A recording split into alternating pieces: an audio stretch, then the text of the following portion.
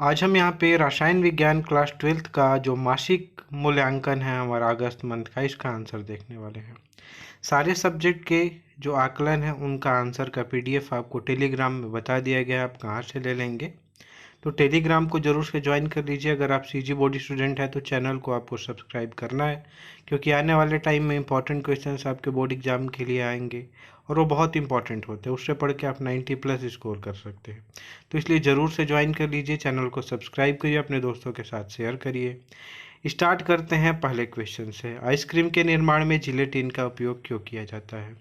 तो उत्तर इसमें देख लेते हैं। आइसक्रीम में जिलेटिन मिलाने से इसमें उपस्थित दूध, शर्करा तथा बर्फ का स्कंदन नहीं होता है। ध्यान दीजिए, किसी भी चीज़ में आइसक्रीम वगैरह में जिलेटिन डालने का सीधा सा मतलब होता है, अगर आपने क्लास अटेंड किया होगा, पढ़ा होगा, तो विलयन में स्थिरता आ जाती है। तो स्थिरता लाने के लिए ही जिलेटिन वगैरह का प्रयोग किया जाता है ना। इसके बाद देखते हैं अधिशोषण किसे कहते हैं। तो अधिशोषण आप जानते ही हैं किसे कहते हैं, कि सिर्फ सतह पे ही जो चीज़ें हैं वो चिपकती हैं। एक द्रव है, एक ठोस है, सिर्फ सतह पे ही चिपकता है। जैसे चौक में आप देखते हैं कि इंक चिपक जाती है उसके सतह पे, अंदर नहीं जाती है पूरे बॉडी में, बल्क में नहीं रहती है बॉडी के। तो इसी को अधिशोषण कहते हैं। यहाँ पे अच्छे से लिख दिया गया है। किसी भी क्वेश्चन में अगर आपको थोड़ा सा भी डाउट होता है तो कमेंट करके आप बताइए, और किस सब्जेक्ट के आंसर्स आपको चाहिए वो भी कमेंट करके बताइए, आपको जल्दी से जल्दी प्रोवाइड किया जाएगा। तो चलिए, यहाँ पे तीसरे नंबर का क्वेश्चन है, एरोसॉल क्या है? तो एरोसॉल में आप देख सकते हैं सूक्ष्म ठोस कणों अथवा तरल बूंदों में हवा या किसी अन्य गैस के कोलाइड को एरोसॉल कहा जाता है। तो एरोसॉल आप जानते हैं, सिंपल है कि क्या है, जो ठोस कण होते हैं, तरल बूंदें होती हैं, ये आपस में मिक्स हो जाती हैं और इसी को एरोसॉल कहा जाता है। तो बहुत सिंपल है, धूत आप इसका एग्जाम्पल लिख सकते हैं ऐसा करके। इसके बाद फोर्थ नंबर का क्वेश्चन है, टिंडल प्रभाव। टिंडल प्रभाव को स्पष्ट कीजिए। तो आप देखते हैं जैसे ही खिड़की वगैरह से कभी सन रे जाती है शाम के टाइम पे, तो आप देखते हैं कि वायुमंडल के धूल दिखते हैं और ये दिखता है कि वो किस तरफ से आ रही है प्रकाश। तो प्रकाश पुंज किस तरफ से आता है उसको देख सकते हैं हम, तो इसी को टिंडल प्रभाव कहते हैं। और यहाँ पे चौथे नंबर के क्वेश्चन में लिखा गया है, ठीक ना। इसको स्पष्ट किया गया है कि बहुत ही सूक्ष्म होता है, विलयन में इसलिए नहीं दिखता और कोलाइडी विलयन में हमको दिख जाता है ना। तो देख लेंगे आप, आपको पढ़ना पड़ेगा। आप इस बात को ध्यान से समझिए, अगर आप किसी भी क्वेश्चन के आंसर को करना चाहते हैं तो आपको अच्छे से पढ़ाई करनी पड़ेगी, तभी जाके आप कर सकते हैं। इसमें ऐसा नहीं है क्लास 12th में कि आप इसको रट ले और पूरा अच्छे नंबर से पास आउट हो जाए। आपको पढ़ाई अच्छे से करनी पड़ेगी। जो भी सपोर्ट की ज़रूरत है आप कमेंट करके बताइए, हम यहाँ पे रेडी हैं आपके सपोर्ट के लिए।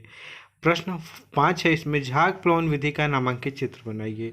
तो झाग प्लॉन विधि क्या होती है? इसमें झाग से ही हम ये कर लेते हैं, निकाल लेते हैं एक चीज़ दूसरे चीज़ में जो मिक्स होता है उसको झाग से। तो यहाँ पे अशुद्धियों को निकाल लेंगे। कैसे निकालेंगे अच्छे से लिखा गया है और आप यहाँ पे ध्यान से देखेंगे। यहाँ पे कैसे निकालना होता है, यहाँ पे तेल और जल के मिश्रण में सल्फाइड ऐश को डालने पर, सल्फाइड ऐश, इसको मैं पढ़ के नहीं बता रहा हूँ, आप देख सकते हैं इस यंत्र को बहुत अच्छे तरीके से कि कैसे झाग ऐश की युग जो होता है वो ऊपर हो जाता है और नीचे अशुद्धियाँ बैठ जाती हैं। सिंपल है, बहुत सिंपल है। आप देखेंगे और इसको लिख लेंगे, आंसर को ध्यान से पढ़ेंगे, याद करेंगे, तभी जाके जो एक्चुअल बोर्ड एग्जाम है उसमें आप अच्छा नंबर लाएंगे। हार्डी सुलजे नियम क्या है समझाइए। तो हार्डली सुलजे नियम के लिए आपको यहाँ पे लिखा गया है कि कोलाइडी, पहले आप देखिए पिछले साल के लिए कुछ चैप्टर्स को हटा दिया गया था। पिछले साल ये चैप्टर्स नहीं थे आपके सिलेबस में, लेकिन इस साल आ गए हैं। तो यहाँ पे देखिए, कोलाइडी विलयन का स्कंदन के लिए मिलाया गया विद्युत अपघट्य के वे आयन सक्रिय होते हैं जिनका आवेश कोलाइडी कणों के आवेश के विपरीत होता है। तो ऐसे करके आप देख लेंगे। हार्डी सल्जे का नियम आपको पढ़ना पड़ेगा अच्छे से। यहाँ पे तो यहाँ से आप आंसर लिख सकते हैं, लेकिन अच्छा नंबर लाने के लिए आपको अच्छी पढ़ाई करनी पड़ेगी। 7वें नंबर का प्रश्न है, धातु शोधन की मंडल परिष्करण विधि को सचित्र समझाइए।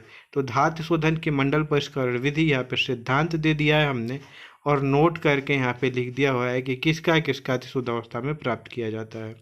तो यहाँ पे आपने क्वेश्चन में ध्यान से देखा है यहाँ पे कि विधि को दिखाना है चित्र सहित, तो चित्र भी यहाँ पे दिखाया गया है और यहाँ पे इसकी क्या विधि है आप देख सकते हैं यहाँ पे विधि को भी लिख दिया गया है। तो जितना मन, जितना सही हो आंसर, जितना आप समझ के आंसर लिख सकते हैं एग्जाम में, वही आपके लिए काफ़ी होता है और उसी से आपको अच्छे नंबर मिल जाते हैं। 8वें नंबर के क्वेश्चन में आप पहुँचते हैं, द्रव स्नेही व द्रव विरोधी कोलॉइड के 3 अंतर लिखिए। तो द्रव स्नेही व द्रव विरोधी कोलॉइड में 3 अंतर आपको लिखना है। तो 9वां का पहला क्वेश्चन है, इसमें 3 अंतर आपने यहाँ पे लिखना है। अब ध्यान दीजिए, यहाँ पे शायद आंसर छूट गया है, लेकिन मैं आपको इसका आंसर ज़रूर से ज़रूर आपको इसी पीडीएफ में ऐड करके जब टेलीग्राम में इसको डालूंगा तो डाल दूंगा। यहाँ पे मैंने देखा नहीं इस क्वेश्चन को, इसीलिए आंसर छूट गया है। और इसके बाद अगर आप कर लेंगे तो कमेंट करके बता दीजिएगा कि हो गया, नहीं तो फिर मैं डाल दूंगा इसको। नंबर 9 क्वेश्चन नंबर 9 का पहला क्वेश्चन है, एल्युमिनियम के 2 अयस्कों के नाम लिखिए। तो बॉक्साइट, क्रायोलाइट आपने लिख दिया। एल्युमिनियम के धातु में क्रायोलाइट की क्या भूमिका है, तो यहाँ पे देख सकते हैं कि क्रायोलाइट की भूमिका गलनांक को कम करने के लिए होती है और विद्युत चालकता को बढ़ाने के लिए होती है। सिर्फ इतना याद कर लेंगे आपका काम चल जाएगा, ये जरूरी नहीं कि इन नंबर्स को याद किया जाए। इसके बाद शून्य कोटि की अभिक्रिया के लिए दर स्थिरांक ज्ञात करने का व्यंजक व्युत्पन्न कीजिए। तो व्यंजक यहाँ पे शून्य कोटि की अभिक्रिया वो होती है जिसमें अभिक्रिया की कोटि उसके इस पर निर्भर नहीं करती है ना। तो शून्य कोटि की अभिक्रिया आप देख सकते हैं कि ध्यान से देख लीजिए, एक अभिक्रिया है और यहाँ पे वही सिंपल सा जो इक्वेशन बनाते हैं वेग स्थिरांक के साथ इसका अनुपात निकाल के सांद्रता और इसमें रिलेशन निकालते हैं दर में। इसके बाद आप सिंपल करके यहाँ से आंसर निकाल सकते हैं। तो जो भी डाउट है आप पूछ सकते हैं। वैसे तो यहाँ पे बहुत डाउट्स को सॉल्व नहीं किया जा सकता, लेकिन फिर भी मैं कोशिश करूँगा जितना पॉसिबल है सॉल्व कर दूँ। वीडियोज़ को ज़्यादा से ज़्यादा शेयर करिए अपने दोस्तों के साथ, चैनल को सब्सक्राइब करिए। मिलता हूँ अगले वीडियो में।